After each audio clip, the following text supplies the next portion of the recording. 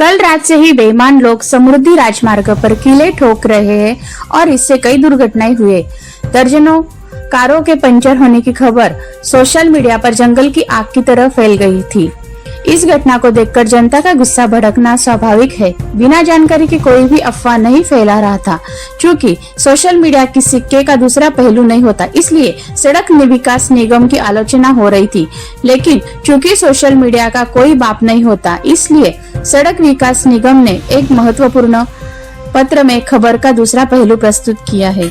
चूंकि मूल रूप से ही यह स्पष्ट था कि यह सड़क के रखरखाव का हिस्सा था, इसलिए रात बीत गई, यह स्थिति पैदा हो गई है, यह स्पष्ट हो गया और गुंडों ने मीडिया में कैसे तूफान खड़ा कर दिया है। अनिल भारद्वाज, जिनकी रिपोर्ट, ट्रान्सपोर्ट सारथी, आवाज, जळगाव। नमस्कार, मी संतोष सानप। मी आता जालन्यावरून निघालोय, पनवेलला चाललोय। इथून मागे पण माझ्यासोबत अशी 1-2 वेळेस घटना घडली। आजची ताजी घटना आहे बघा, लाईव्ह घटना आहे। हे किडे बघा, हे समृद्धी हवे। 1 तास झाले पोलिसवाल्यांना फोन करतो, समोरच्या गाडीचे 4 टायर पंक्चर झाले। पोलीसची मदत अजिबात होत नाही या रोडवरती। इथून मागे पण 2 वेळा, आता पण फॅमिली सोबत आहे। हे बघा, पूर्ण रस्ता जाम झाला। हे बघा, पोलीस इथे उभे, अजिबात आता लोक पोलीस आहे। खेळ दाखव, सगळे दाखव, खेळ पूर्ण खेळून चालू दोघे। इकडे घे, इकडे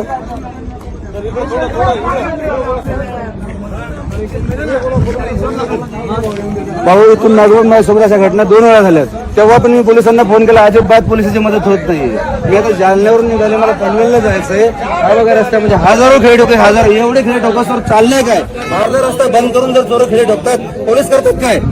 रोडवाले कॉन्ट्रॅक्ट करतो काय? काय सुविधा आहे रोडला? कशाला हा रोड बनलाय? आज समृद्धी एका लोकांचा जीव घ्या रोड बनलाय, तेच समजत नाही।